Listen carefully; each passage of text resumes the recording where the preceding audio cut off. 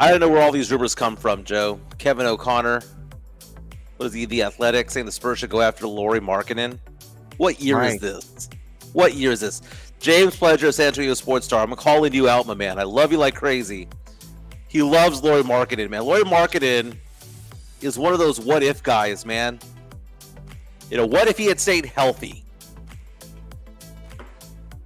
At this point, he's all right, but how is he going to fit?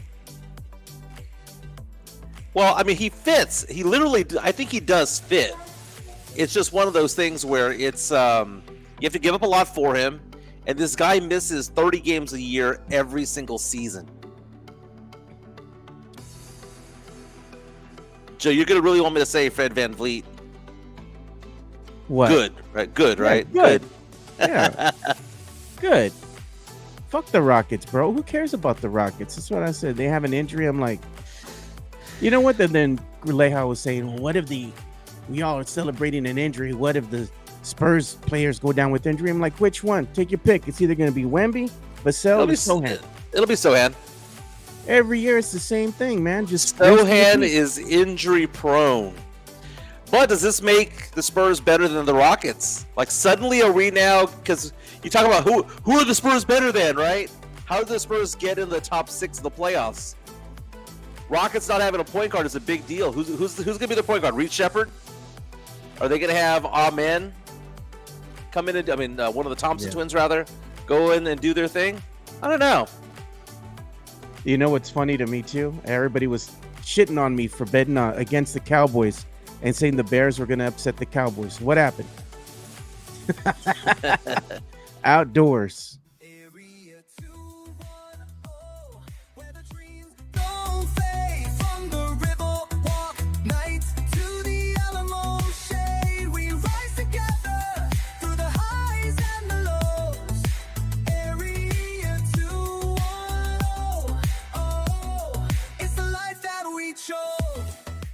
That's right. The life that you chose was to watch the Area 210 podcast powered by PF Chang's Lock and Terra. My name is Mike Jimenez.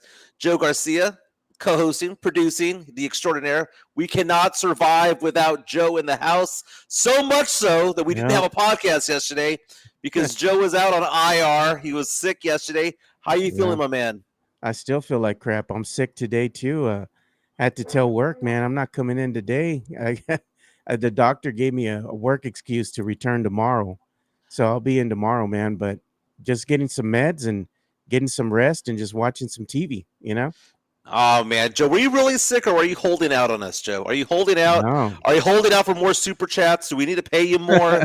What's going on with that? Man, I'm sick, dude. I feel like crap, dude. I think it's some viral thing going on because yesterday I went to the urgent care and they were testing me for COVID. They tested me for strep. Both came back negative. They're just like, you just got some viral thing going on. They gave me some medicine, prescribed me some stuff for the symptoms, and then just said, man, you just need to get some rest. And I'm like, well, man, maybe I can try to make it into work. And as soon as I got home, I'm like, nah, man, that ain't happening. And then I woke up today feeling worse than I was yesterday. But that should mean that if I'm feeling worse, then that means I'm going to probably get better. By tomorrow, I'll start feeling a lot better. So that's what I'm hopeful for, man. And do you know what you got? I know exactly what you got, Joe.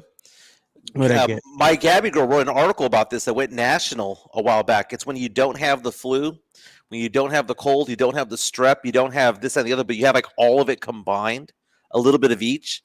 And it happens around August, September, and it happens mostly during August, September. It's called the frat flu. It's all these kids coming together at the start of college. They get each other sick, and they get their parents sick, dude. It's called the frat flu. It's neither the flu, it's not a cold, it's not allergies, it's not COVID. It's just the crud, and it happens every September. Look it up. It's called the frat flu. Gabby Jimenez wrote that article a while back at LSU. It's pretty funny. But, Joe, we have a big day going on today because lots of things that we can cover today. We have 2 days' worth of news, right? The Cowboys, they lost to the Chicago Bears over the weekend. Joe, you called it. Take your victory lap. Yeah. But beyond all that, thank you. Cowboys not only lost that game, but they lost CeeDee Lamb for at least a month. They lost their starting right guard. for at least a month. It looks like the season, which for a lot of Cowboy fans was very optimistic going into this game, is now kind of, I don't want to say circling the drain, but it seems to be going in that direction. You have Green Bay Packers coming into town for the next game. Green Bay coming off a brutal loss to the Browns. It looked like they were going to stay undefeated. Then they lost. We have to get into the Cowboys situation right now, the injury situation. CeeDee Lamb, that defense is atrocious. And speaking of atrocious defense, it's not just the Cowboys. The Baltimore Ravens have an atrocious defense themselves from time to time, losing to the Detroit Lions on Monday Night Football. Now you have a game coming up this weekend between Kansas City Chiefs and the Baltimore Ravens, both teams 1-2. These are two teams that were supposed to be favorites going into the Super Bowl in the AFC. One of them is going to be 1-3 after this upcoming weekend. You have 6 teams that are undefeated in the NFL right now, one of them being the Tampa Bay Buccaneers. Are they fool's gold, Joe? Because I know we want to believe in Baker Mayfield, and I know we love him. You know, he's kind of a lovable character these days. But I look at their record, Joe. They're 3-0. Do you know how many points they've outscored their opponents by? Probably like just a couple, maybe 5, 7. 6. Damn. They've outscored their opponents by 6. They're 3-0, but they've outscored their opponents by 6. Is this fool's gold when it comes to Tampa Bay? Indianapolis, are they for real? They're undefeated. So we're going to take a look at the standings and go through that as well. Daniel Jones, MVP candidate, maybe? Daniel Jones, dude. Jonathan Taylor, man, showing that he's one of the best backs in the league. When he's healthy, he gets going. You know what, Mike? Daniel Jones not won, but he's already made a bonus of $300,000 because his team is 3-0. Yeah. Jeez, bro. Like, man. Now, his backup, what was his backup's name? Over at Chicago. Well, he had a backup, Tommy DeVito was his backup there with the Giants, right? Well, that's the name of one of the characters from Goodfellas, and we're going to talk about the movie Goodfellas because Goodfellas turned 35 years old over the weekend. It's a movie that, believe it or not, I had seen. I saw it for the first time when it came out, but I hadn't seen it since. And last night I watched it for the first time in 35 years. So I'll give us some impressions on that. Joe asked me the question, is it better than Casino? I don't know, man. I like Casino as well as Goodfellas. But I got to do this to my boy Sith because I told him every time the Cowboys lose, I'm going to put his face up there on the screen. So I got to do him dirty. But you know what? That's the sentiment that was on the expression that was on all Cowboy fans' faces because the Cowboys had them believing that they were actually going to do something. But notoriously, Mike, you look and see what happens to them outdoors on natural turf. Yeah, they're booty crumbs, man. And well, I mean, on grass.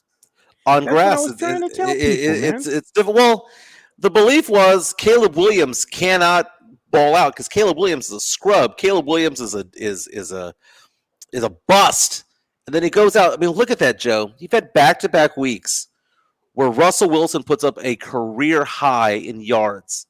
Russell Wilson, who's going to be a Hall of Famer one day, with a bad team that he just joined, has a career day against the Cowboys, and then you follow that up with the most touchdowns thrown ever in a game by Caleb Williams, who has been struggling big time. And I know they were the home team and whatnot. I know that it was a tight Vegas spread. It was Bears were favored by 1.5, and then as the week went along, Cowboys started the game favored by 1.5. But it wasn't supposed to be that way, Joe. We're also going to get into the Cowboys. Kevin O'Connor of The Athletic coming out and saying the Spurs really need to make a move, try to go after Lauri Markkanen again.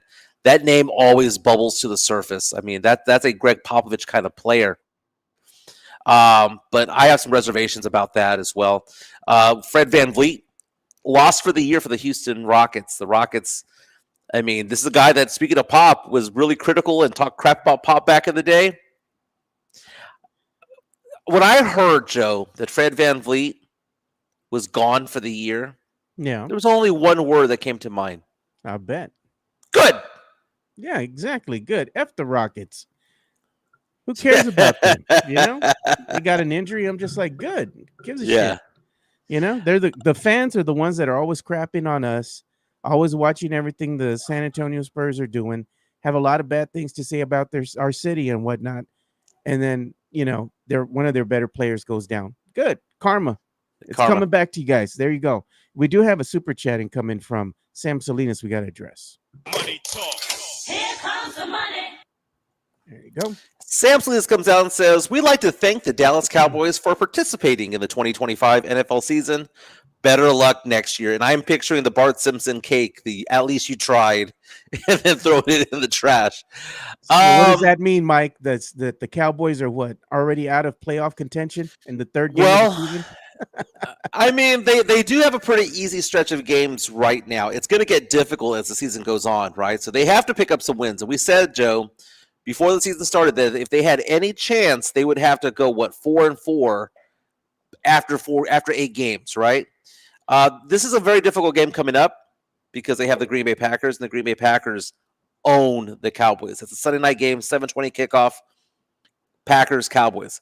After that, on the road, Joe. So can the Cowboys go off on the road and get a win against the Jets? Cowboys should be favored in that game. The Jets have struggled this year. They have.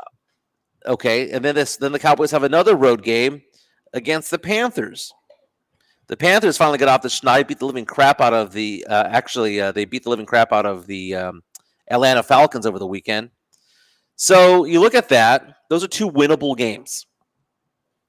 We might be standing here, Joe, 3 weeks from now, saying that the Cowboys are 3-3, still in the hunt, just based on the fact that it's a bad schedule coming up. But then again, a winnable game was Chicago. That was a winnable game. We went into that game thinking to ourselves, Dak is better than Caleb. We went into that game thinking to ourselves that somehow, some way, the Cowboys were going to pull this game out because the Bears could not score 30, 40 points, and then they did. And the Cowboys just scored a couple of touchdowns. I got something to say about that. So I said the Bears defense was going to be better than the Cowboys defense. That proved to be true. Everybody said, oh, the Bears defense is booty crumbs. You know what? I'm not saying that they're world beaters and they're good. But what does that say about the Cowboys team? If the Cowboys lose to a bad Bears team that doesn't have a very good defense, what does that say about the Cowboys? That they're worse than the Bears are.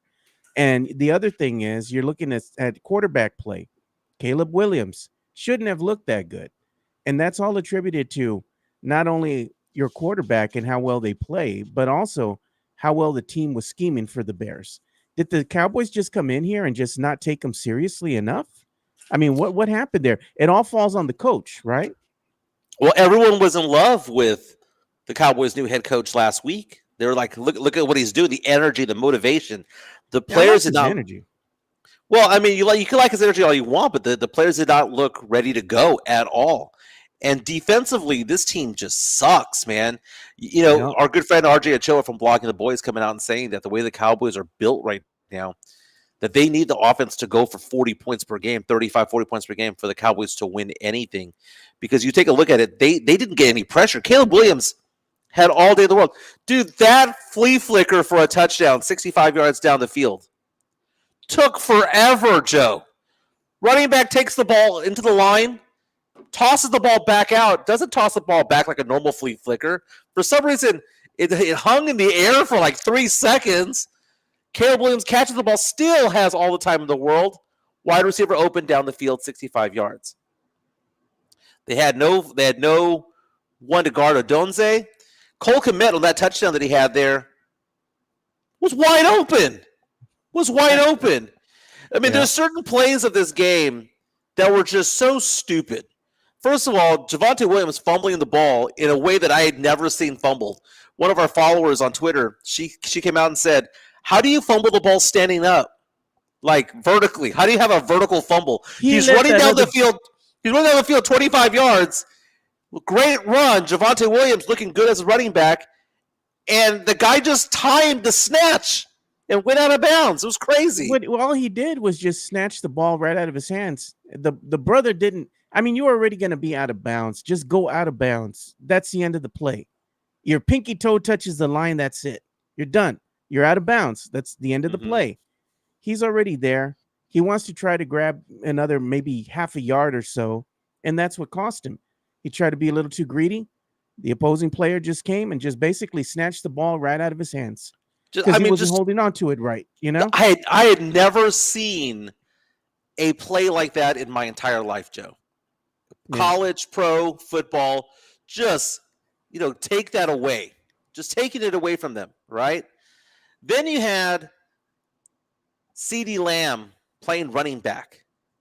Okay, and I know that you have plays that are set up for wide receivers to take the ball. Tyreek Hill does that, as well. And you saw CeeDee Lamb roll his ankle, high ankle sprain, out at least 4 to 6 weeks. That's devastating. That's the Cowboys' top offensive weapon.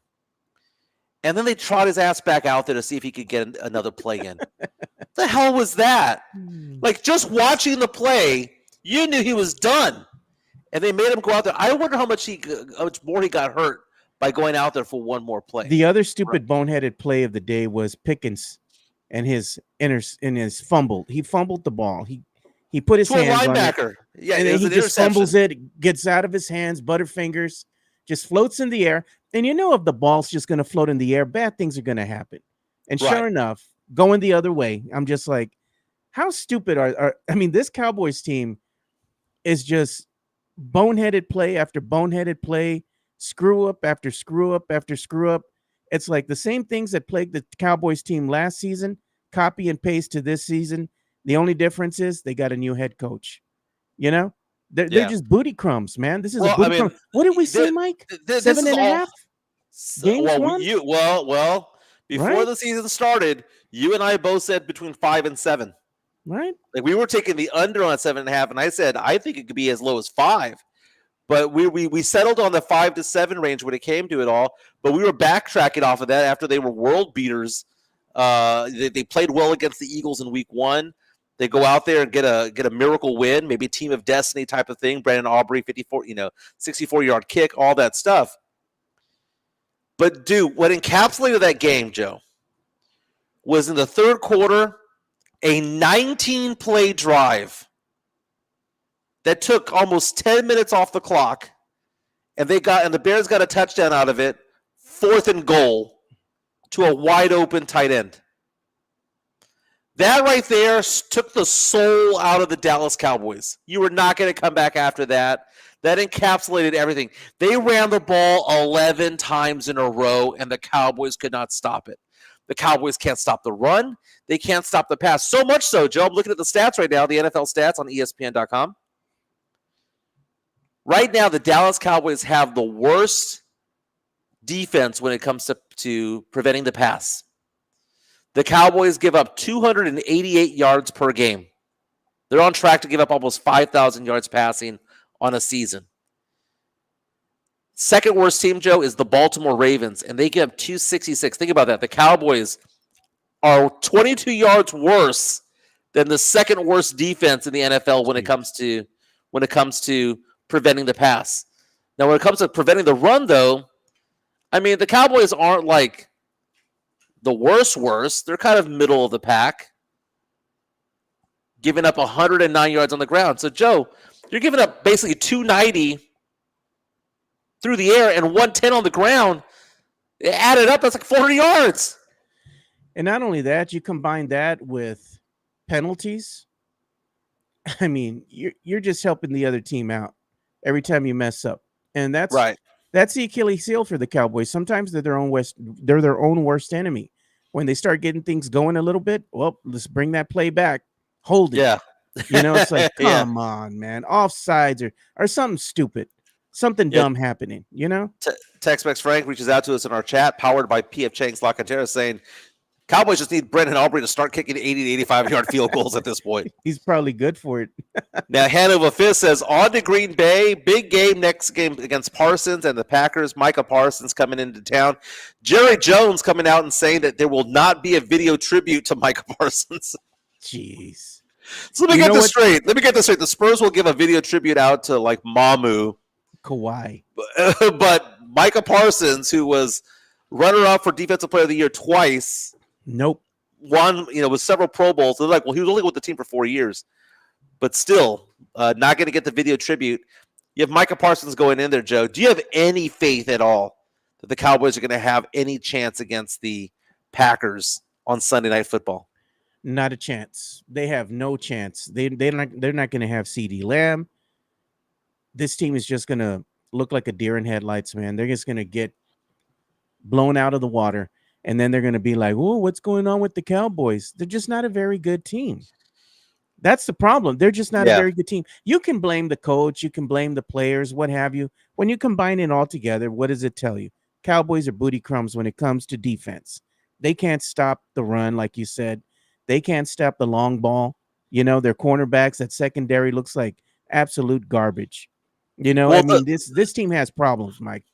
yeah, those 11 rushes in a row, Joe. That is offensive. I mean, think about that because even if it was 2nd and 9, they were running the ball. If it was 3rd and 6, they were running the ball. And there was a time during that drive, Joe, where it was like 3rd and 6, and they ran the ball for 4 yards. And the announcers were like, the Bears are coming into this drive thinking to themselves that it was 4-down territory the entire way. They just rammed 3 yards, 3 yards, 3 yards, 19 plays, Joe. No. That was ridiculous. And the Cowboys had a chance to hold them off on 4th and goal, and then he had Cole Kmet wide open in the back of the end zone. It was a painful game, Joe, to watch because you know what this is about, Joe. At the end of the day, the Cowboys have bad defense, have a bad defense, cannot stop the run. We knew that going in. Michael Parsons wouldn't have changed that. No. They cannot stop the run. We didn't realize the secondary was that bad. We knew that they were going to be questionable, but this bad is weird. But Joe, at the end of the day, this is Jerry's team. You have an 83-year-old general manager out there who's the one doing the drafting, the one doing the free agency, the one doing all that stuff. The Cowboys suck because Jerry Jones is still in charge. What did Jerry say after the game, Mike? What was his favorite? We're still a playoff team. We're still a playoff team. Jerry, stop it. He knows damn well what's happening, man. You know what? Right. At the end of the day, he has no one else to blame but himself because you know what? He's also a shitty GM. He's a horrible GM. Besides putting together a bad team, you're a horrible GM. Your team has sucked so bad over the last 30 years because he needs to get himself fired. He needs to fire himself and get a GM in there that knows what they're doing. Jerry's he's just what do you call it? He's putting self-inflicted wounds into this Cowboys team because he doesn't make moves the way that you should move in the offseason. They wait too long. They don't take care of the players they need to take care of early on, which winds up costing them more money. They're just a poorly run organization at the end of the day. That's all it is. Think he's going to talk crap about CeeDee Lamb getting hurt? Because he talked crap about Micah Parsons getting hurt, No. I saw this thing about how he hated Micah Parsons being on podcasts, and then they listed all the podcasts that Jerry Jones has been on over the past month or so. There's been a ton of them. Cowboys not only lost CeeDee Lamb, but Tyler Booker, their first-round rookie guard, out 4 to 6 weeks with an ankle injury. High ankle sprain for CeeDee Lamb. Now you're going to have it's not a decimated offensive lineup there, but your number one weapon's gone. Now George Pickens needs to step up, right? Jalen Tolbert needs to step up. And what I find kind of funny, Joe, is that Dak Prescott, going back to the Giants game, had the Giants won that game, I was going to crucify Dak Prescott because Dak Prescott, when the game was on the line, was not looking at CeeDee Lamb. He was not looking at George Pickens. For some reason, he was looking at Jalen Tolbert. For some reason, he was looking at Kevontae Turpin. It's like, no, you go to your star players. George Pickens, who they've all said, hey, the Cowboys don't have a wide receiver 1, wide receiver 2. We got 2 wide receiver 1s. He now has to prove it. George Pickens needs to be the CeeDee Lamb. George Pickens needs to be the guy that gets 13, 14 targets, needs to get 8 to 9 receptions. He needs to be that guy. Javonte Williams has apart, Mike, from being a good receiver to a great receiver. It's what catching those balls in the catching the difficult moments. In the hardest moments, when you're up against it, your team's depending on you. You got all that pressure on you, and they're throwing you the football. And you have to go out there and make a spectacular catch, right? Whether it be one-handed, in double coverage, whatever, you have to go ahead and be that guy because they're paying you to be that guy, right? Same thing with CD. CD is, for all he's touted out to be, he's one of the top receivers. Prove it. Stop dropping passes. Go out there and make plays. Do you have a problem with the Cowboys going out and running CeeDee Lamb? as a basically as a running back for a play, because I understand Debo Samuel because freaking Debo Samuel's named after Debo from Friday, right? Debo, big dude, Yeah. right? CeeDee Lamb going out there and just getting crushed on his ankle, and I know it's a fluke play. It wasn't a dirty play. It was just a fluke thing that happened, but. You look at the Cowboys situation right now. Why use him as that type of weapon? Because if you're going to use a wide receiver for that, don't you want to have that to be Kevontae Turpin? Don't you want that to be somebody who's smaller, who isn't going to be like the best player on your offensive lineup? Don't you want to have somebody who's like a Kevontae Turpin type of player who can go out there and move the sticks, as opposed to having your prize player, one of the highest paid receivers in the NFL, over $30 million a year? Why are you using him for that sweep run? I don't get it. Doesn't make any sense. Again, that's attributed to coaching, the offensive coordinator, and what they've been scheming. It's Right. just, what? Right now, this Cowboys team is as bad as you think they are. The only way that they're going to get any better is it all comes down to execution on the field. And you can have a bad team, but as long as you can put together some runs, you can go out there and execute, you give yourself a chance. Right now, the Cowboys, they aren't giving themselves a chance because what? They're just playing poor football right now. They're not executing. They're making mistakes, and they're not making most of the opportunities they have. I mean, you have a great kicker, but beyond that, I mean, you got to give him a chance. You got to get him field goal range, at some point there, and start using him to your advantage. But the Cowboys also have another problem, and that is when they get into the red zone, they're one of the worst teams when it comes to capitalizing. When you're in the red zone, they can't get a touchdown. Touchdowns are going to is what going to win you the game, not a field goal. I mean, the field goal you can depend on if you're keeping the game close. But at the end of the day, if you can't go ahead and put up points, and that means what? Touchdowns. 7. Yeah, 7 you need points. 7. You don't give yourself a chance to win a game. You're dependent on the kicker, and that's fine and all, but he's not going to make them all. I mean, we would like to believe he can, but I'm sure there's going to be a game or two that maybe he might not. But at the end of the day, you just have to go out there and execute. And right now, this Cowboys team, again, is letting everybody down. They're just not what they were made up to be. Jerry Jones and everybody else was hyping them up and look at what we're doing. We're making moves. Everybody was excited. They were putting together something. And then you're looking at the product out there on the field, and you're just like, this ain't it, man. This ain't it. Why is it that they can't perform on grass? I don't get it. I don't know, man. Alex, Notoriously, Mike, if you go back and you look at their statistics when it comes to playing teams outdoor in an outdoor stadium on natural turf on the grass, they just don't have a winning record. It's weird. I mean, it's one of the weirdest things in all of sports. On our chat powered by PF Chang's Lock and Terror, we have Alex Noriega saying he has no issues with Lamb being used on a sweep run a couple times a game. Says give your guy the ball 10 to 15 times. I understand targeting him 10 or 15 times.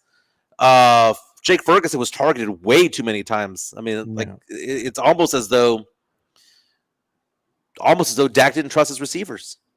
Looking at the NFL the NFL power rankings, by the way, Cowboys taking on the Packers Sunday Night Football. Spread is out. Packers favored by 6.5 points. Over under is 47, which basically means Vegas thinks the Cowboys are going to lose 27-20. That's kind of the prediction right now. Yeah. Dallas ranked number 24 in the power rankings, Joe. Number 24. Yeah. And I'm scrolling down to see where my Saints are, Joe. Number 32, baby. We're the worst ones. We did it, baby. Know what? They know the assignment, Mike. They were down 3 touchdowns 6 minutes into the game. And it's funny because I was talking to Matt Larama. Matt Larama was, I guess, trying to defend his Cowboy fandom. I said, "Oh yeah, well, how's your team doing?" He meant it. My team is doing perfectly well right now. They're doing amazing. They're 0-3 right now, right? And picks, if the draft started right now today, they would be picking second behind the Jets, right? They'd be picking number 2 behind the Jets, and the Cowboys would be picking number 10, by the way. So it's funny because this is a tank season they're doing it right, Joe. They're getting behind early. I love it all, and so you can't come at me and go, "Well, your team sucks." I know that's literally the assignment this year is to suck for a quarterback or suck for somebody to replace Cam Jordan at some point. My Saints losing over the weekend, big time, means absolutely nothing to me. That does not hurt my feelings. I know the assignment. No different than being a Spurs fan back in the day and wanting the Spurs to lose so that we would get Victor Wembanyama. No, it's the exact same concept. Yeah. Now, Hey, interesting thing. Mike, your mic is peaking. You might want to lower it a couple. Just Okay, 2 or 3. no problem. How about that? That sounds a lot better. Okay, so here's the thing. There were 9 defensive or special teams touchdowns last week over the weekend in the NFL. That was the highest in like 5 or 6 years. I think since 2020, it was the highest number of defensive touchdowns or special team touchdowns.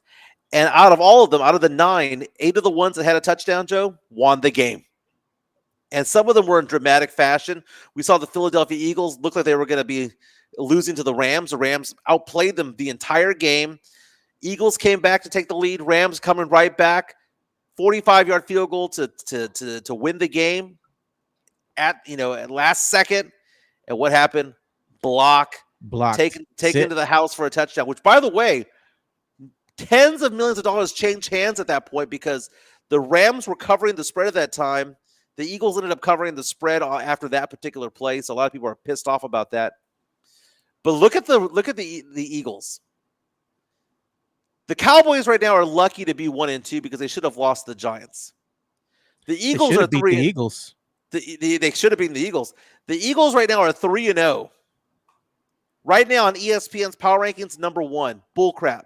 Eagles can be 0-3, dude. Eagles should have lost every single game that they've played. So there's something to be said about just eking it out. The Tampa Bay Buccaneers are undefeated right now.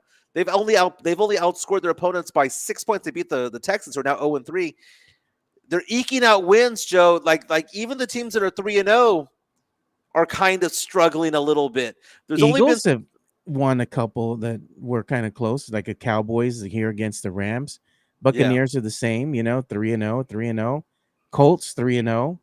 But and you look at the 49ers, though. That's the one that I have the biggest question mark of. Yeah, teams that have been unbeaten.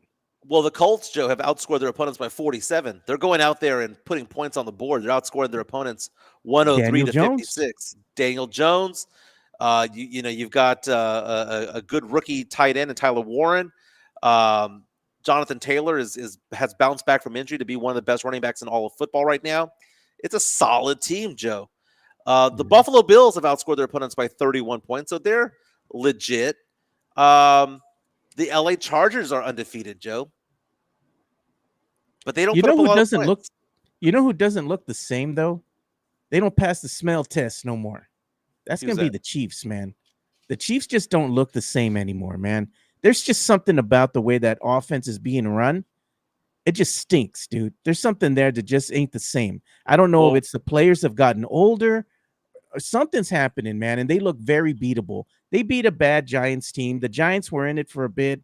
They gave me hope that bet might pay off for me as well. But the Giants, they showed you who they were, and they just kind of wet the bed there at the end. They just didn't have enough, enough on the offensive end to compete.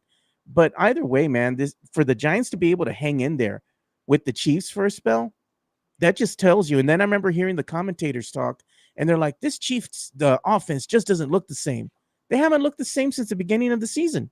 Well, look at this, Joe. I'm looking at the spread for the game Sunday afternoon at 3:25 on CBS. You got the Ravens and the Chiefs. That's the game of the week. Ravens are favored to win that game in Kansas City by 2.5 points. The Chiefs, there's a lot going on with that. First of all, Xavier Worthy, their speedster wide receiver, got hurt, right? On a freak play where Travis Kelce ran into him. So Travis Kelce actually hurt one of his own players. Travis Kelce's 35 years old. He's not the same player anymore. Bro. I don't want to say he's washed, but he's just average now. So he's washed. Right. He's washed compared to what he was. He's just an average tight end now. You have Rashee Rice, who is suspended and not on there. You have some injuries to the backfield. Patrick Mahomes, has he regressed? Like the Patrick Mahomes things that he used to do back in the day, And it's weird because they were in the Super Bowl last year, right? So it's just weird that you look at them, you write them off, but then they somehow win games in the playoffs. But in I'll order to tell get to you, the playoffs, you need to make the playoffs first. And I'll tell you what, Mike. if they fall to 1-3, Joe, it's going to be difficult for them to make that march. Mahomes is still squirrely, dude. It's hard to get a hold of that son of a bitch, man. Right. I don't know how many times he should have been sacked, and he was just able to kind of just push him off, run a little bit more, continue the play, keep on continuing the play and throw the ball downfield. It's like when you think you got him, he just squirrels out, dude, and he just slips out of your hands. It's like they can't get a hold of him. The funny thing is that he's done that notoriously. He's not the fastest guy out there, nor is he the most athletic, but there's just some of these squirrely quarterbacks, man, that you just can't get a hold of. And he's one of them, man. He just knows how to just roll out and slip through their fingers, bro. It's a sixth sense. Like sometimes he spins away from something that he has no visual cue that it's there. He just feels it, senses it, hears it, or whatever the case may be. I'm going to look up the Chargers, dude. The Chargers are playing the Giants Sunday in New York. Yeah. Do you think the Chargers, who are 3-0, can beat the Giants? I think so, dude. I don't think that's going to be a hard test for him, man. Okay, so let's say that it happens. They're 4-0. Then you have the Chiefs taking on the Ravens. Is it possible that they lose to the Ravens? Yes, the Ravens are favored to win that game. So if the Chiefs are 1-3 and the Chargers are 4-0 and they've already had a victory over the Chiefs, dude, I'm sorry. They may have pissed away their chance of winning that division. Yeah. Already. The old adage in NFL is you don't make the playoffs in the first month of the year. But what do? You lose your opportunity to make the playoffs at the beginning of the year. Look at the Cincinnati Bengals last year. They were the hottest team in all of football going into week 17. They won all these games in a row. Huge streak, and it wasn't enough. Why? Because they lost a lot of games early on because of injuries or whatever the case may be. What was it? 5 games in a row they lost? Something like that? 5 or 6? They lost 5. They lost 5 to start, and then they won 5 in a row to end. Yeah. And they had a winning record when it was all said and done, but 10-7, I believe, is what the record was. Yeah, Wasn't it was enough just to get not there. Enough. Yeah. And they needed certain things to happen, and they didn't control their destiny going into it. They needed certain teams to lose and a certain team to win, and it didn't work out. So if the Chiefs fall to 1-3, and they're behind a team that's 4-0, not only are they looking up at the Chargers, but they might be looking up at the Broncos soon enough. They might be looking up at other teams that might get some wins because you figure Baltimore is going to get some wins. Pittsburgh is 2-1. Jacksonville, welcome to the league, is now 2-1. It might be difficult for them to kind of climb back into playoff position. I'm not saying it's impossible. That is Patrick Mahomes. But you start off 1-3, backs against the wall type of thing. And now you're seeing these articles about how Kelsey's pissed off on the sidelines and he's not playing well with others right now. It's the end of his career, dude. He's not as good as he used to be. We saw the Browns beat the Packers. Packers lining up for a game-winning field goal, gets blocked, sets up a field goal for the Browns to win that game. That's another game that swayed a lot of money there in Vegas. Man, there was something on the line like $1.1 billion that was bet on Green Bay, dude. And because the Browns won the game, Green Bay no longer was able to cover the spread on that one. So you know what?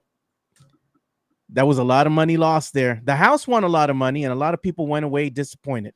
It did. Colts beat the Titans 41-20. Look at the Vikings. I mean, with the Colts, he had more than 100 yards rushing and 3 touchdowns by their running back, Jonathan Taylor. That's a big game right there for Taylor. He's a great young running back. Vikings go off and throw down 48 against the Bengals. Carson Wentz getting the win, Joe. And I know they didn't win because of Carson Wentz. Wentz threw for 2 touchdowns, 173 yards. Jordan Mason had 2 touchdowns rushing the ball, 116 yards rushing. And what does that tell you, Mike? Wentz, he's just a good backup QB now. You know what? He is good. He's better than J.J. McCarthy. Yeah. J.J. McCarthy might be a bust when it's all said and done. We saw the Eagles beat the Rams 33-26. The Steelers come out with a victory over the Patriots 21-14. The Buccaneers battled the Jets to a 29-27 victory. The Commanders Another one where there's a backup quarterback. See, that's why it's important to have a backup quarterback, because Jaden Daniels goes down with an injury. In comes Marcus Mariota, a guy who was a former starter for the Atlanta Falcons, somebody who started back in the day for other teams. He's a star player in college back in the day at Oregon. Goes out there. What does he do? Does he light it up? No. 15 for 21, 207 yards, 1 touchdown, no interceptions, but he rushed for 40 yards and he had a touchdown on the ground. Marcus Played Mariota a clean game. played a clean game and moved the chains, dude. Moved the chains. And there's something to be said about that. Look at the Cowboys when Dak went out and Cooper Rush was getting victories. There's something to be said about the value of having a backup quarterback. The Panthers coming out of nowhere to beat the Falcons 30-0. The Falcons just completely wet the bed. I wouldn't have believed that one, dude. I would have thought the Falcons would have got to be the victor. But I mean, to wet the bed that bad, dude, damn. Wetting the beds, the Houston Texans. They're 0-3. That team sucks. And you know what? They've been in some close games, Mike. They're just bad, bro. the Texas teams combined are 1-5 in the NFL. That sucks so bad. CJ Stroud, 2 interceptions thrown. His average yards per completion was 5. Come on, man. Nick Chubb running the ball. Nick Chubb is so old. I mean, he's young and old. Like he's like young in age, but he's old in body. You're not Rushed for picking up on 38 your yards. fantasy team no more, dude. He's not going to get you those points, bro. Come on. They lost 17-10 to the Jaguars. What else we got? We got the Saints losing 44-13 to the Seahawks. That's so funny. I was like, let me try on the game. Well, it's over. Spencer Rattler threw for 1 interception, 218 yards. But it was a big day yesterday for Sam Darnold, who threw for 2 touchdowns. Kenneth Walker also had 2 touchdowns rushing the ball. They know the assignment, Joe. They know the assignment. Niners beat the Cardinals 16-15 in a back-and-forth game. Again, the value of having what, Joe? A good backup quarterback. Brock Purdy goes out with an injury. Mac Jones.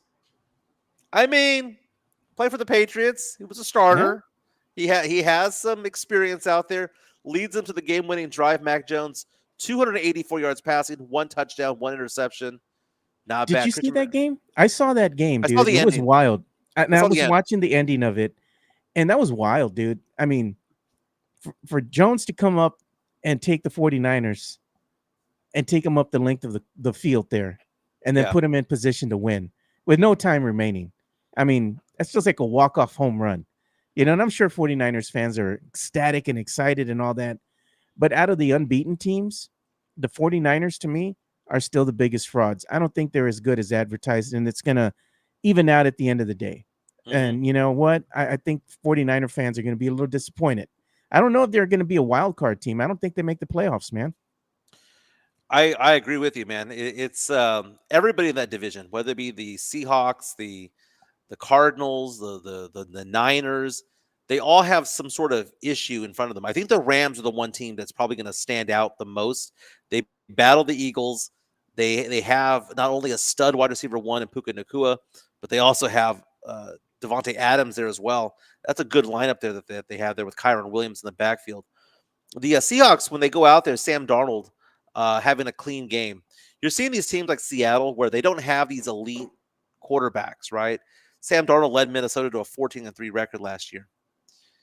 But there's something to be said about having a clean game. That if you're not going to be a superstar, just don't F it up. If you're not going to be Josh Allen, just don't F it up, right? And if I was to ask you this, Joe, who's the MVP right now in the league? I sure as hell know it ain't Dakota Rain Prescott. But right now, if I'd have to guess, man, you know, I mean, the one person that's kind of flying under the radar that's been pretty damn good, it's been Daniel Jones right now, man. I think he might, if he continues to play this well for the Colts, he might be in that conversation. Mm-hmm. You know, I mean, I'm looking at an NFL Spin Zone and their MVP power rankings. Believe it or not, they have an MVP power ranking. They have at number 5, Jonathan Taylor, the running back from Indianapolis. Okay. Again, he ran for 3 touchdowns and 100 yards rushing last game. Number 4, they have Baker Mayfield of Tampa Bay. Could see They're that. 3-0. So now we're seeing a trend here. 3-0, 3-0, right? Yeah. Number 3, Justin Herbert, quarterback of the LA Chargers, undefeated. They beat Yep. Kansas City. They're winning their games. Number 2, Daniel Jones, quarterback of the Indianapolis Colts. At number 1, they have Josh Allen, who also is off to a 3-0 start, stealing that victory early in the Yeah. season against the Baltimore Ravens. I can see that with the number one, overall. Yeah. But you're seeing names out there that we never would have imagined. We never would have imagined a Baker Mayfield. It's so fun to watch Baker Mayfield do his Yeah. thing, change of scenery after leaving Cleveland, going to Tampa Bay, given just a 1-year deal, doing so well that they decided to make him the franchise quarterback, going out there and eking through victories. And I know we were talking about whether or not it's fool's gold or not. I think it was Mario Cavazos in our chat, powered by PF Chang's La Cantera, who was like, no, he's muscling through these wins. Like he's leading them to the victory at the end, that type of thing. But it's fun to watch Baker do his thing. Is Baker elite? He's an elite leader. I don't know if he's elite when it comes to talent, but the players believe in him, Joe. They believe that he can lead them to a victory, and that right there is the hallmark of being a good quarterback. Daniel Jones, though, that's a surprise right now. Daniel Jones, if he makes an all-pro selection, let's say behind Josh Allen, that's a huge surprise because we thought he just sucked it with the Giants. It turns out that it's more the organization than it was him. Once they let him go, he was set loose. He was freed. Well, I mean, I think he was a victim of expectations.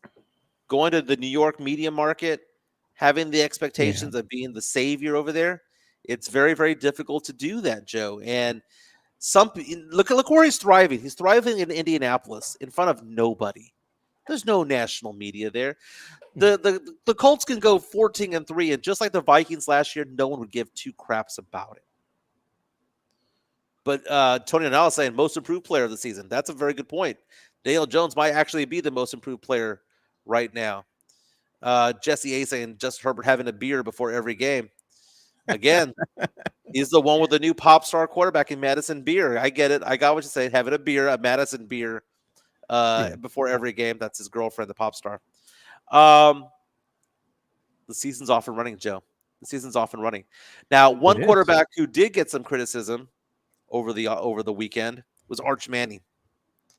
Joe, they beat Sam Houston State 55-0. It's a glorified high school team is who they played, right? And they're like, Arch Manning got his swagger back.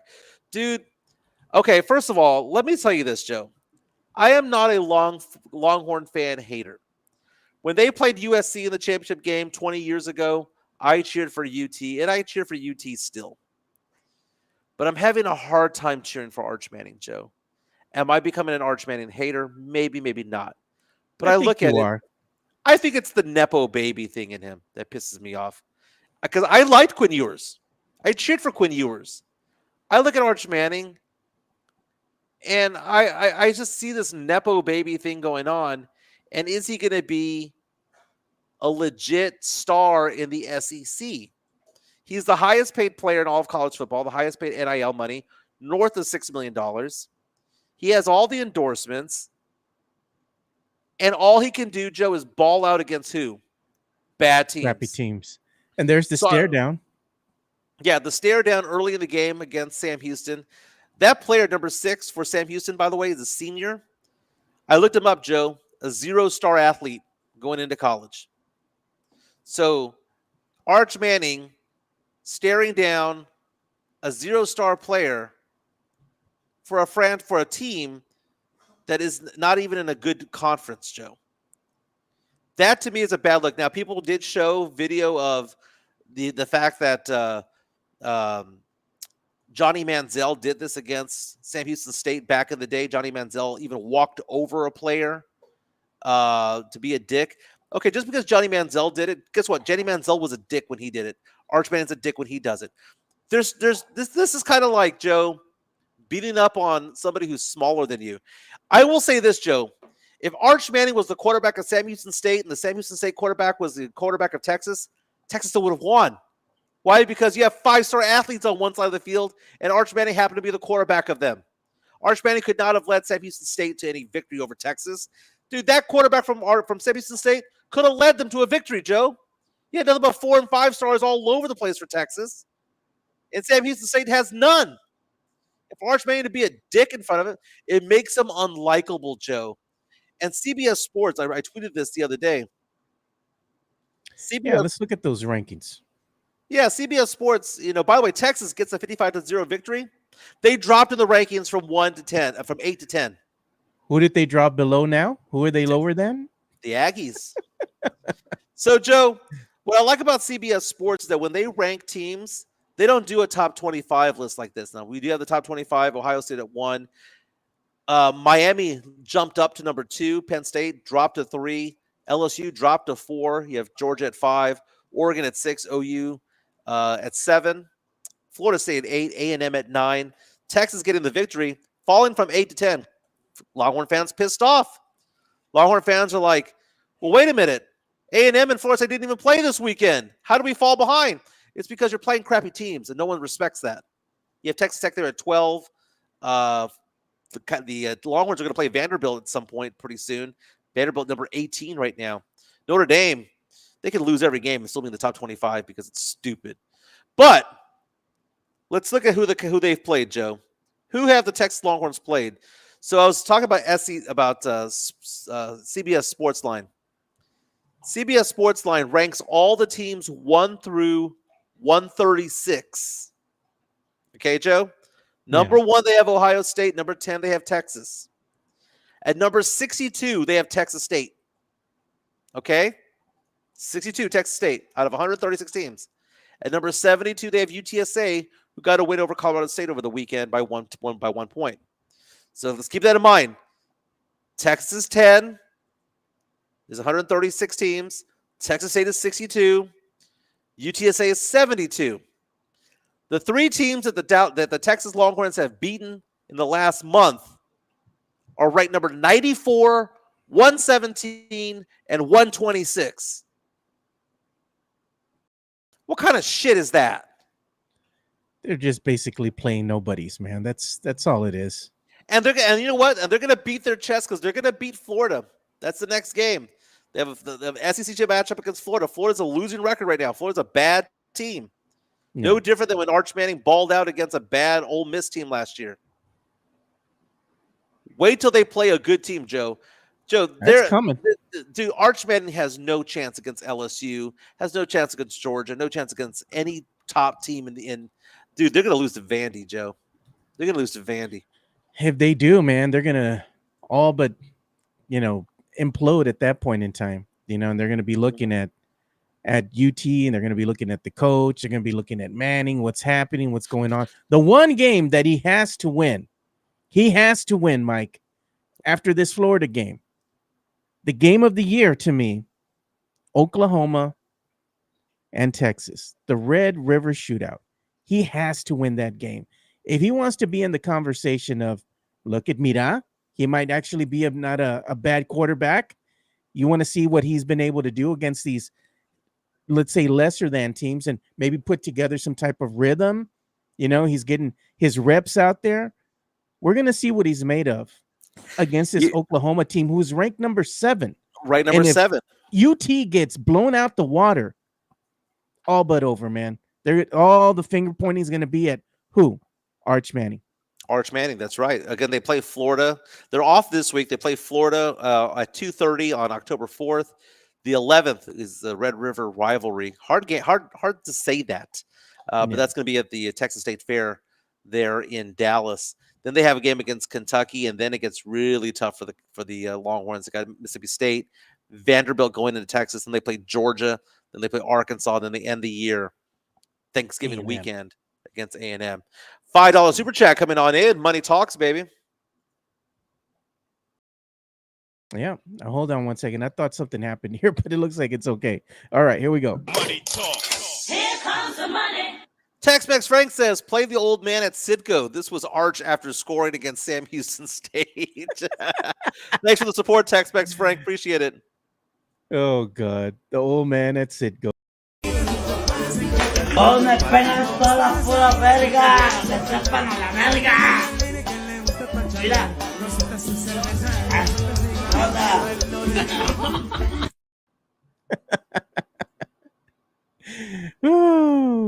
Mike's frozen on me again. See So if he comes back here in the chat. There you go. is 25 miles We from lost San your Houston audio, State. Mike. Oh, There you go. You're back now. It was the internet. okay. Okay. No, I was gonna say, I didn't realize how close to Sam Houston State I was. But that was Arch Manning just going down and flexing on the 117th best team in all of football, Sam Houston State. Didn't realize I was in Sam Houston State territory. Joe, I was in San Antonio last week. Saw some beautiful houses over there. So Oh. me and Chica are gonna be looking. We're gonna be looking pretty soon. I was hoping you were going to follow that up with looking at some beautiful houses and not saying looking at beautiful women, because I was like, you have Chica right next to you, bro. Oh, I don't have to look for beautiful women. I got Chica. Chica's I more was than going enough to woman. say you got your That's Chica my right next to girl. you. That's my girl. Oh God! You know what we Pues, need to do me when you acaba do come de back? nombre, no, Dick McDonald's Wi-Fi alone. Hijo.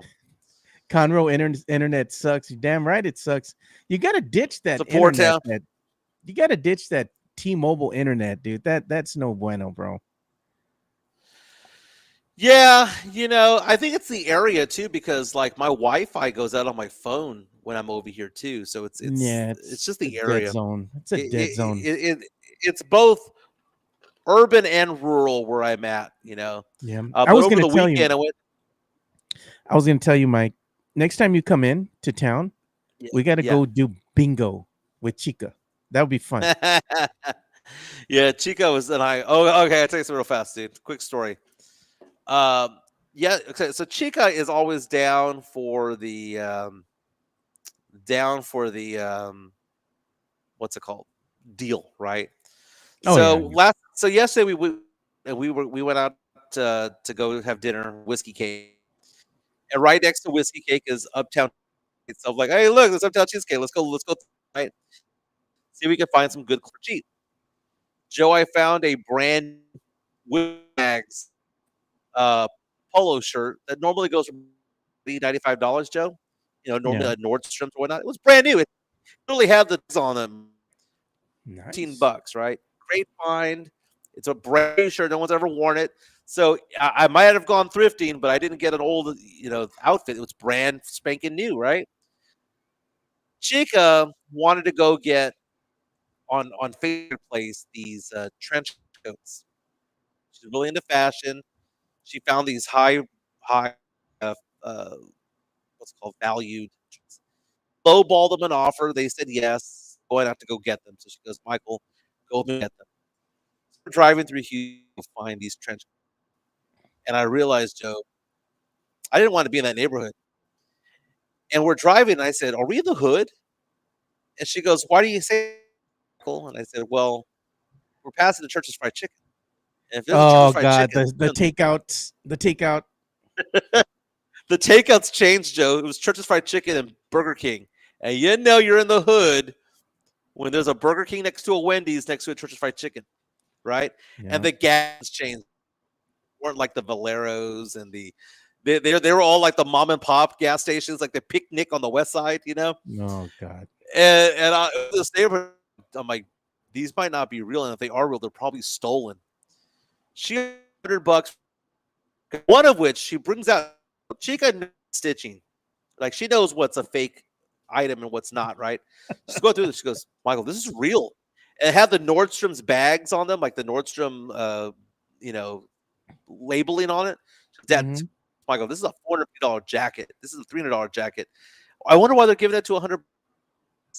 I said, because they're stolen, babe. They're stolen. You got hot merchandise. It is what it is. Yep. But it's kind of funny. Let's My get some daughter love likes to PM Nordstroms. Chang. Oh, damn that story. Man, I never feel so out of place than I am in Nordstrom, man. Like, no. Oh, we went out to karaoke the other day, and I was making fun of Chica because we karaoke at this one place called Glitter. It was a nice place. We'll hang out with some new friends out there. It was a good time. And I was making fun of Chica because the way she drinks, her pinky's out. You have people who have pinky out, right? Pinky up. Yeah, and I was telling her, I was like, babe, like you're the most pronounced pinky of all time. And then she told me last night at Whiskey Cake that she doesn't do that on purpose. That when she played college softball, someone broke her finger, and Oh that's just the man. way that. And then she showed me her hand. I had never noticed her hand is kind of jacked on the left hand side because someone stepped on her hand on a Oh. collision plate. She was a catcher. It was a collision at the plate, and someone broke her finger. She has a screw in there. Oh I had man. no idea. I had Hey, never noticed that. I got a pair of boots that I was looking at because my daughter was looking for boots, right? Over Yeah. the weekend. We went to several boot stores. So I'm gonna show you all on screen. And those boots right there, Mike, this is right up Chica's alley, dude. The picture doesn't do them justice, but these suckers right here, you could see them sparkle from outer space, bro. Like the whole boot was like a one of those mirror balls that they have hanging from like the disco places or from like Yeah. one of those bars, a seedy bar, that you go into on the southwest side of town or something like over in General McMullen, and they have that little mirror ball hanging in the ceiling that Yeah. reflects the light. That's what this thing was, man. And I was laughing and I was like, you So know where what? are you gonna wear these boots to? No, I'm just saying they're for Chica. Like if Chica wanted them, I saw them at Oh, okay. Cavender's, and I was like, that's right up her alley because she likes sparkly things. So I saw Yeah. the boots and it reminded me of Chica. I was like, if anybody would Okay. appreciate the I sparkle, it would thought be her. I thought you were getting that for yourself. I was getting Oh thrown off no, there. no, no, no. I was looking at them and I thought of Chica. I was like, she would dig these boots, man. Like this would Well, be her thing. because she says her favorite color is glitter. Glitter. Yeah, exactly. I like that. Yeah, they were like $300, man. I bet you if you were over there shopping for boots, she'd be like, "Hey, Mike," and you'd be like, "All right." Yeah. Let's talk some NBA on the other side. You have Kevin O'Connor of the Athletics saying the Spurs should go after Lauri Markkanen. You have Fred VanVleet going down with an injury. What does this mean for the Spurs? Let's talk about on the other side, but let's give some love to PF Chang's La Cantera. They power our chat here at the Area 210 podcast. PF Chang's La Cantera, San Antonio's premier destination for dinner, date night, or happy hour. Enjoy one of their signature dishes, such as the Singapore street noodles, sesame chicken, or Chang's spicy chicken, or their infamous Chang's chicken lettuce wraps, which are delicious, by the way. You can enjoy all this while you're dining in an Asian-inspired atmosphere. And make sure to enjoy the new outdoor patio and try some of PF Chang's signature cocktails and drinks during happy hour, Monday through Friday from 3 to 6 p.m. PF Chang's La Cantera is a proud sponsor of the Area 210 podcast. Don't forget on Wednesdays, they have Wines Day Wednesday, where they have half off bottles of champagne and half off bottles of wine. Every day they have happy hour from 3 to 6 p.m. They do a fantastic job over there at PF Chang's. Go to the one at La Cantera. Say hi to Sean Quintero out there. He's a big supporter of the show. Again, half off wine, half off bottles of champagne every Wednesday. Happy hour 3 to 6. Go grab some food. You don't have to get one of the tables, Joe, right? Just go to the bar. That's what Oh, the Chica bar's did. great. Go straight to the bar. There is some chatter right now. The Athletic coming out and saying, you know what the Spurs should do? The Spurs should go after Lauri Markkanen. We've heard this before, Joe. The price tag is probably astronomical, and don't get me wrong. I've debated this for the past 2 or 3 years back in the day with James Pledger of San Antonio Sports Star. We've talked about this, the players the Spurs should have gone after, whether it be Giannis or whether it be a player like Kevin Durant back in the day. But low-key, Pledger wanted Lauri Markkanen. And I'm a fan of Lauri Markkanen. I remember back in the day, LeBron James said that one of the few unicorns out there in the NBA, that they asked him the question, who are some players that are so good that you'd pay money to watch?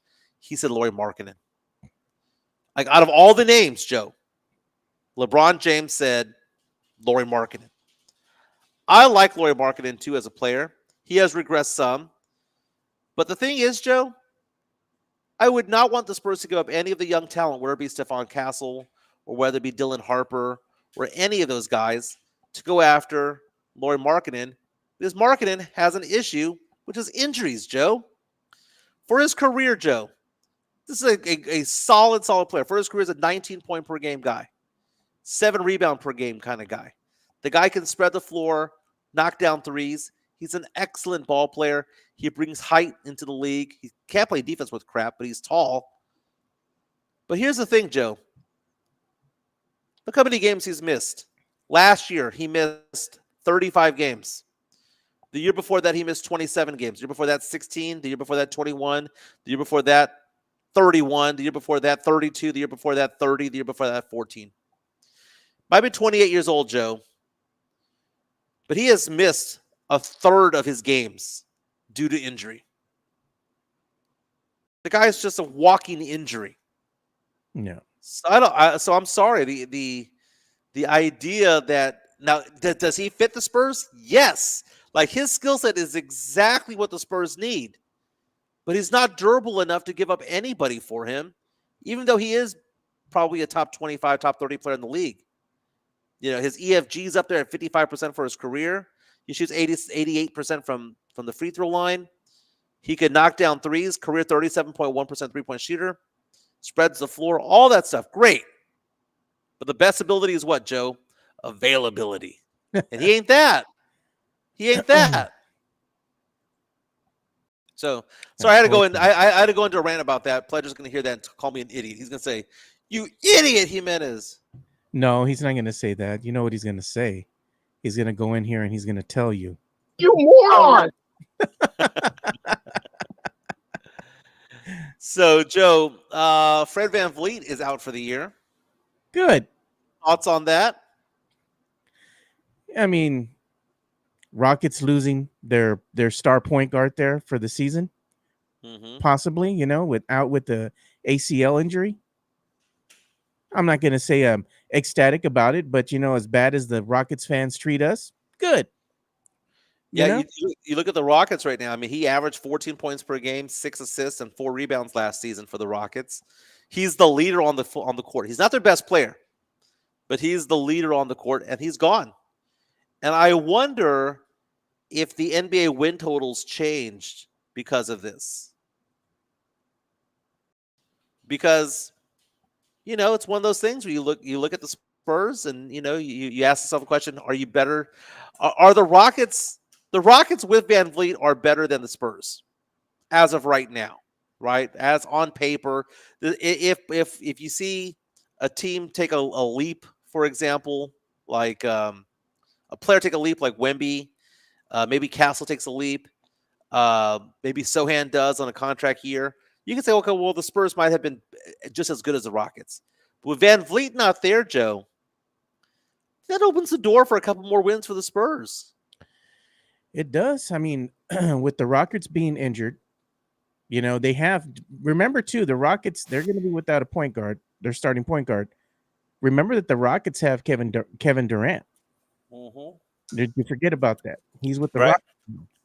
So he's part of that team. Now, given all this that you know, and the Rockets have lost some players as well in that, you know, trade and whatnot, I don't think this is going to be the same team. I think this leaves the door wide open for the Spurs to come in there and be better than the Rockets overall record-wise. You know, that's on paper. That's what that would tell me, you know, that they have an opportunity to do something here. I do hope that the Spurs are able to make the playoffs because we've gone on record to say what, Mike? Playoffs or bust. That's the expectation now. Well, look at Vegas, Joe. I'm looking at the odds right now on FanDuel. This is an alert. So Jeff Garcia from Locked On Spurs, if you're listening, FanDuel just updated the Spurs win total. What is it now? 43? 45.5. Okay. Not bad. So and Vegas is rarely wrong, Mike. I mean, let's go through all the teams here. Dallas is at 41.5. So that's one team the Spurs are better than, right? Yeah. Denver's at 54, so that's not going to be one. Golden State, 45.5. We're at the same as Golden State. Houston's at 52. The Clippers fallen to 47. The Lakers are at 49. Memphis, 41. Minnesota, 49. So the Spurs are right in the thick of it, right? Man, they have Oklahoma City at 63. Jesus. Jeez. Phoenix at 32. Portland, 34. Sacramento, 35. Utah, 18. Jeez. So you look at that. You look at that, Joe. They believe the Spurs are in the hunt for a very least the top end of the play-in tournament. But hand over fist asking the question: is Reed Shepherd ready or not to lead this team? Reed Shepard, the number 3 overall pick in the draft that the Spurs got Castle in a couple of years ago. I just look at it this way, Joe. The trend line, like people, not to quote Morpheus from The Matrix, Matrix. starting to believe. Vegas is starting to believe Spurs. Here's the thing, like 45 games, and you're looking to see, okay, some of these teams might, every team's going to deal with injuries, including the Spurs. We're going to see where they're going to fall. I think there's still, probably 45 is good gauge there for Vegas now with, we know, Van Fleet is out. Houston isn't going to be as good as advertised. They weren't going to be as good as advertised anyway. Their roster just wasn't good enough anymore. The Spurs, they come in at 45. Let's say they get 45 wins. You think that would be good enough for what? Six seed, maybe 7th seed in the West?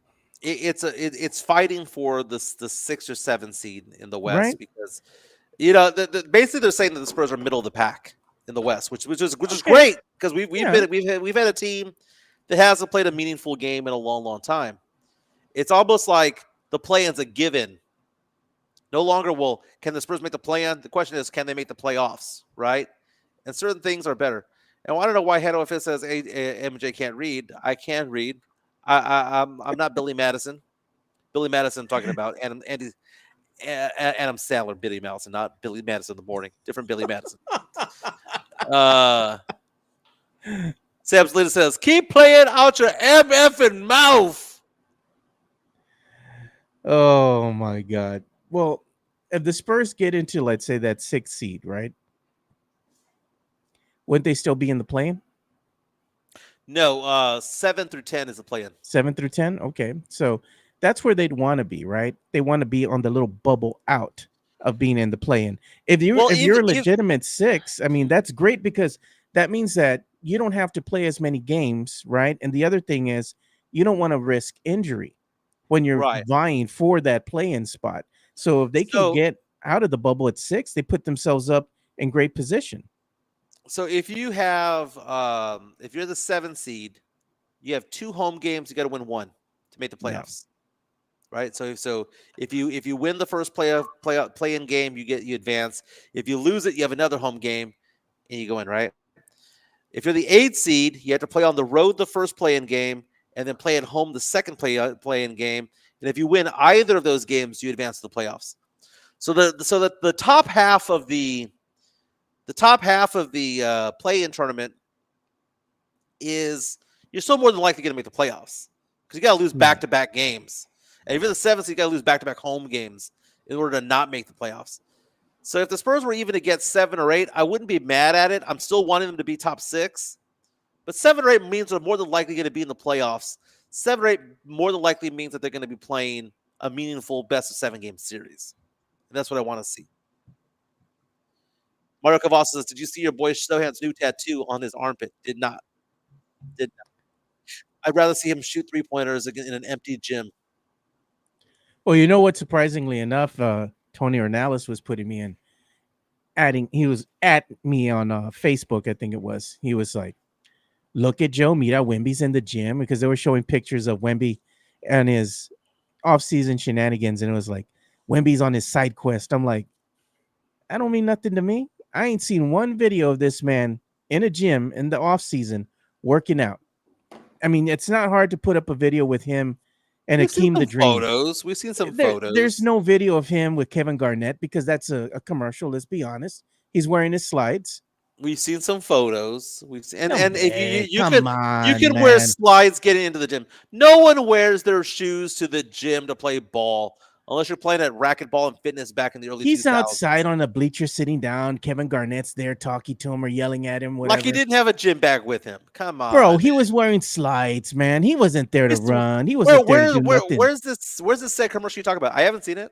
Where's it at? It's not yet. The season hasn't started yet. Wait till the Nike commercial comes out, and then you'll be like, "Oh, mira, it was a commercial that Wemby was shooting with Kevin Garnett." I'll be like, "Man, shut up with that, man." There's no video of Wemby doing anything other than just hanging out, having a good time.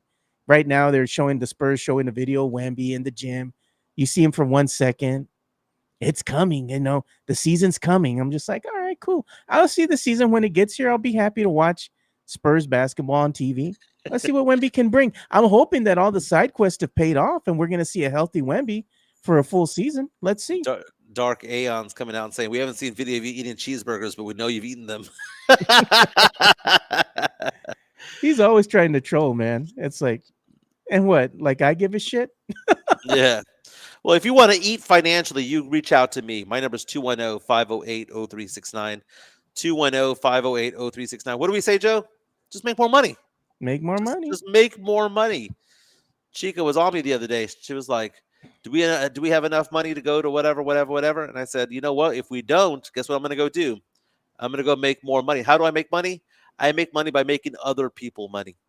And that means I help people with their investments, their insurances. And guess what, Joe? I'm on the same side of the table as them because more often than not, my income is based on their performance most of the time. So that being said, if they make money, guess what I'm doing, Joe? I'm making money. And if they're losing money, guess what happens to me, Joe? My income goes down. So that's how fiduciary works in what I do. My number is 210-508-0369, 210-508-0369. Investments, life insurance, long-term care, disability. Heck, if you need help with auto and homeowners insurance, I got people who can do that as well. 210-508-0369. As Tony Ronaldo said, help me help you. That's exactly it, man. That's exactly it. No one likes doing the math. No one likes doing the math of retirement planning and all that stuff.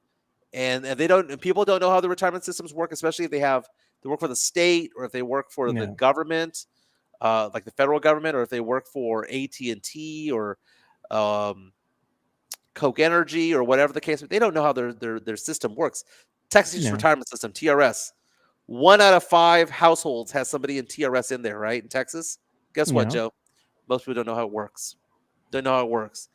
Working for the city of San Antonio, they don't know how it works. So let me kind of help research that for you. Again, my number is 210-508-0369. You know who might need to learn how to make more money? Dark Eons, because he's trying to roast my ass. Well, you know what he's saying? There's no video of me eating cheeseburgers. At least I can afford them. How much money you making with that? How much money you making with that avatar? You know?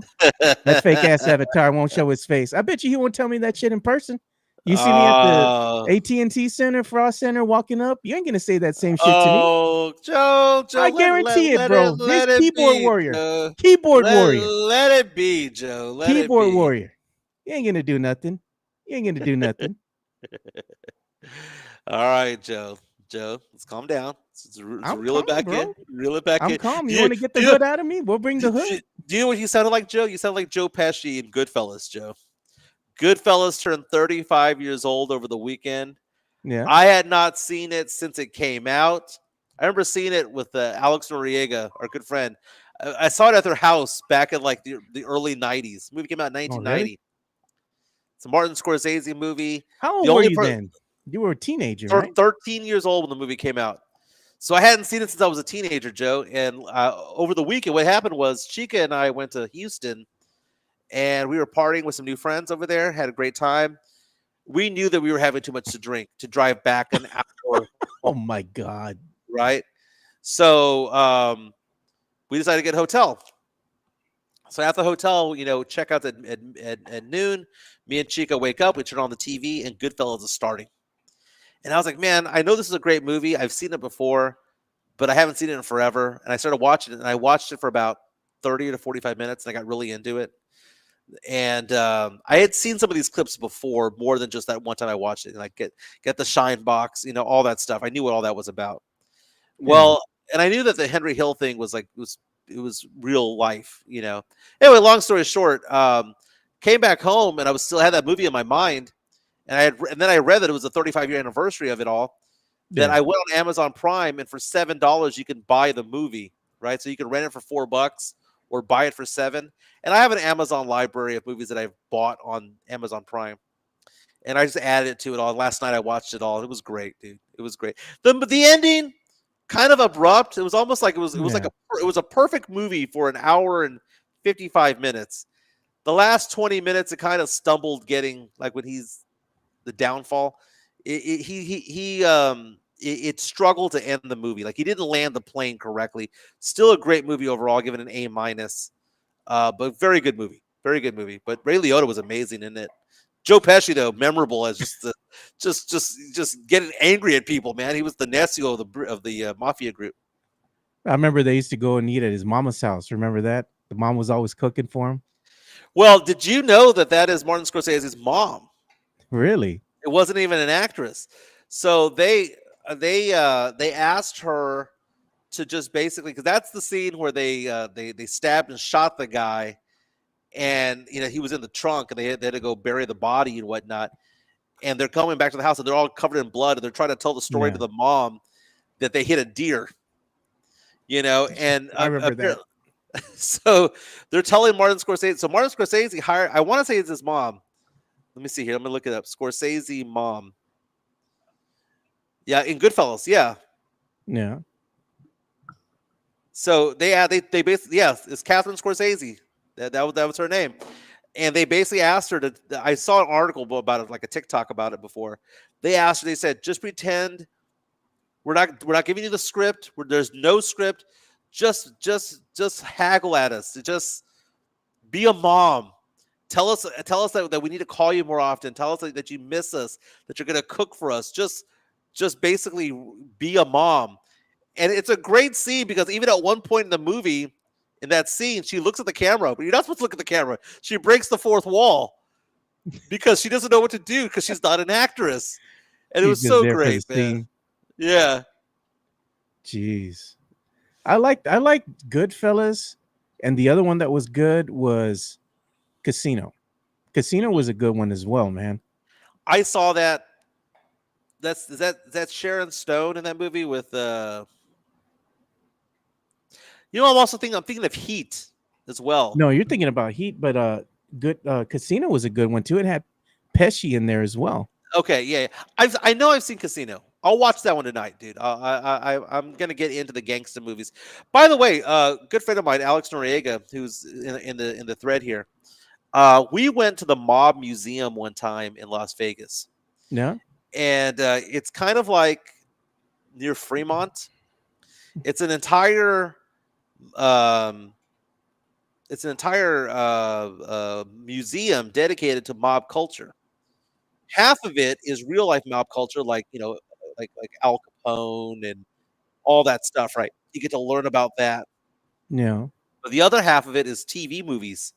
So it's about movies and TV shows. So it has like a thing for Breaking Bad. It has a thing for Goodfellas and Casino and all that stuff. Yeah. It was worth it. I liked it. It was pretty cool. I have a photo of me in a police lineup. Where you have the thing behind. We talked about Ray Liotta, right? And rest in peace, Ray Liotta. He was a good actor, bro. And there was a movie that he came out in that was pretty cool, man. It was called No Way Out. I don't know if you ever seen that movie. It sounds familiar. He's convicted of a crime he didn't commit, kind of framed and whatnot. And they get them, and he's in the future, right? So what they do is they go ahead and instead of put him in prisons, they drop him off in this freaking like an island where all the prison inmates are at. And it's kind of like Lord of the Flies kind of thing, they kind of left to their own devices, and they drop them off there, and you just got to survive with all the other inmates on the island. And that's why it's called No Way Out or whatever. But it was a really good film from back in the day that he started, and that I don't think a lot of people watch, but it's a really good film. Maybe that should be one of those that you watch, from back in the day. I had never seen it. Sam Salinas comes out and says, "Fantastic movie, Joe. The Island Prison." You when you said it futuristic and he had not done the crime, I was thinking about Minority Report with Tom Cruise. Oh God, no! if there was a movie, Joe, that I'd want you to watch that no one seems to have watched back in the day, came out in the late '90s.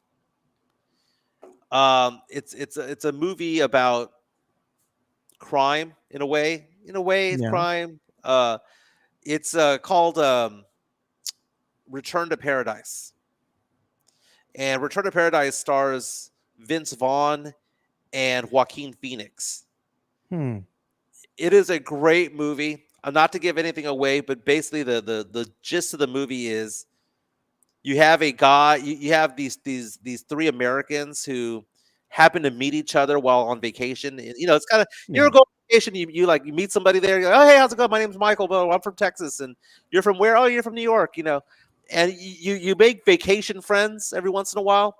No. And these three guys become vacation friends. They don't know each other.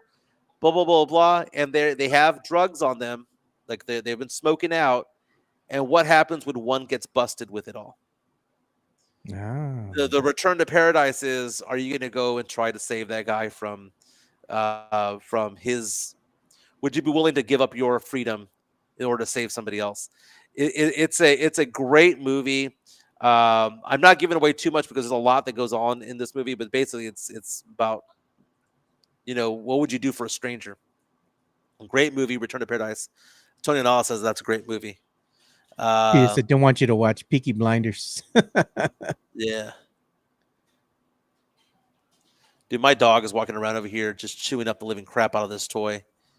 He needs to go for a walk. New toys, dude. You all can't buy them any. You keep buying them toys, all they're going to do is tear them up, dude. Just go to the Goodwill and get those stuffed animals, dude. They're a quarter or something, let them just have at it. Yeah, speaking of Goodwill, Chica's told me the best thing to do for Goodwill, like for those of you who want to be cheap, because again, I know it's months away, Joe, but Valentine's Day, she told me the trick. You go to Goodwill, those big fancy vases that are like $25, $30, they're there for $2. Just go over there, you clean them out, then you go to Costco and you get the roses for $20. It's funny because Costco, you just get there early in the morning. They don't raise their prices for Valentine's Day. They don't. And the price of the vase, I've bought flowers before where it's like $150, but it's normally like $75. Dude, Costco and Goodwill, boom. You got it. You get two dozen roses for like $30. It's amazing. Damn. I got me my Costco membership. So now I have Costco, I have Sam's. It's each one is pretty much the same thing. It's just different brands that they carry in the store. Each one has some things in there that are good, that the other store doesn't have. But I mean, after you've gone and spent like $400, because let's be honest, you're going to drop $350 to $400. Yeah, it's a must that you go stand in the line and you get your dollar hot dog. It does. You do. So we have people in our chat right now reminding us because Adam Schefter 3 minutes ago reported that the Giants are starting Jackson Dart this weekend against the Chargers. Wow. Russell Wilson, who threw for 450 yards against the Dallas Cowboys just 8 days ago, is being benched in favor of the rookie. Jackson Dart's the truth, dude. Jackson Dart is the truth, man. And I enjoyed him in college. Playing with Ole Miss. He's just a good player, dude. He has a cannon on him. I'm looking at his Ole Miss stats right here. He played for USC for 1 season. Then he started for 3 seasons for the Ole Miss Rebels. Threw for 4,000. His senior year threw for 4,279 yards. Had a 69.3% accuracy. And his last season, he had 29 touchdowns and 6 interceptions. Dude, the guy has a cannon, dude. If I was an NFL GM and I was drafted in the first round and I wanted to get a quarterback this year, it wasn't going to be Shadir Sanders. It wasn't going to be, that type of player. I would have gone after Jackson Dart all day long. In fact, I wanted my Saints to go after Jackson Dart. They didn't. Pissed me off. Jackson Dart's going to be a good quarterback. So, speaking of which, we did see the backup quarterback for the Cowboys, Joe Milton, come out there and do a Dak Prescott impersonation. Threw an interception his one drive with the Cowboys, his debut wearing the star. I found it funny, man, because that guy has a cannon, man. He only throws 100-mile-per-hour fastballs, man. He has no touch to whatever he does, man. No need for the Giants to rush at this point, but cool. That's what Hanover Fist is saying. Well, the season's not over yet, dude. And what does that tell you about the belief of who Russell Wilson is now? Russell Wilson is just a dude. He's just a dude. Russell Wilson he's been washed, dude. Ever since he's left Seattle, he just ain't never been the same. Even when he was with Seattle, you could see that the decline of his game was already happening. At this point in time, what are you doing, dude? Just retire from the league. You're just a mere shell of yourself, and you don't want to be remembered like that. Is Russell Wilson Hall of Fame material? Not anymore, but he was. at one point in time. Like if you want to be remembered for the greatness that you were able to, let's say, put in a bottle, Hmm. just leave, dude. Right now, I mean, that's the sad thing, Mike, is when you see a lot of these athletes that stay well beyond their prime and they just look horrible out there, man. And Russ I is said one of them, dude. I say this about all the time about Tim Duncan. I'm glad we never saw him suck. He left at the right time. He I'm did. looking at NFL Tankathon right now. Right now, if the season ended right now, the Jets would have the number 1 pick. The Saints would have the number 2 pick, followed by the Dolphins, the Titans, the Giants at 5, the Texans at 6. 7 would be New England. 8 would be the Vegas Raiders. 9 would be the Cleveland Browns. 10 would be the Denver Broncos. 11 would be the Dallas Cowboys. And according to the mock draft of Tankathon, the Cowboys at number 11 would pick Ruben Bain, the edge out of Miami. Well, they need a defender, right? They have the Texans taking the top wide receiver in Jordan Tyson out of Arizona State. And I'm sorry, but the Saints aren't taking a defensive lineman at number 2. They have Peter Woods from Clemson going number 2.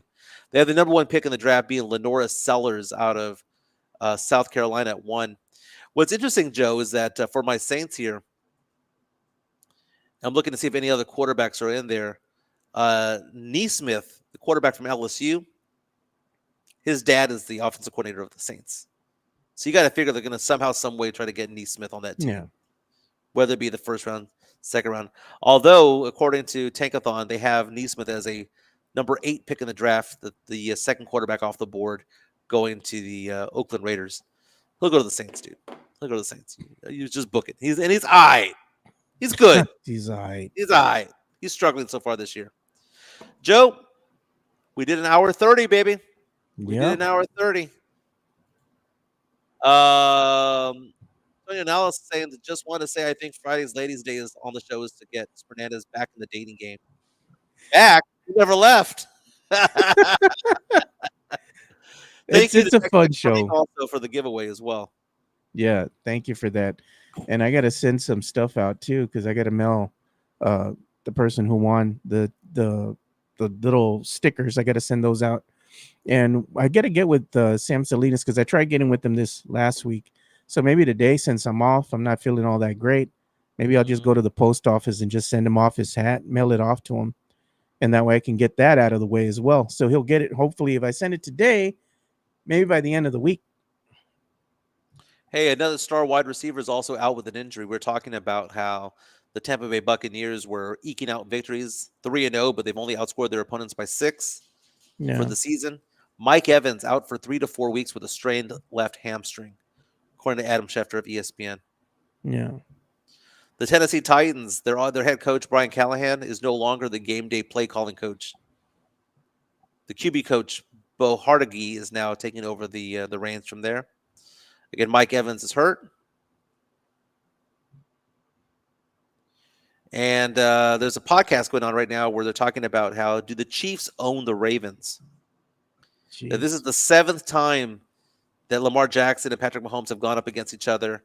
The Chiefs have a 5-1 record against them. Do they own the Ravens? Ravens favored by 2.5 points this weekend. The Giants lost their running back, Tyrone Tracy, who was looking good earlier this week against the Chiefs. Dislocated his shoulder. He's out 2 to 4 weeks. The injuries are starting to pile up, Joe. They are. Very nice.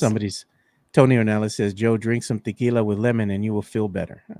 That was only the case. What I'm going to have to drink is something that nobody wants to drink. Trust me.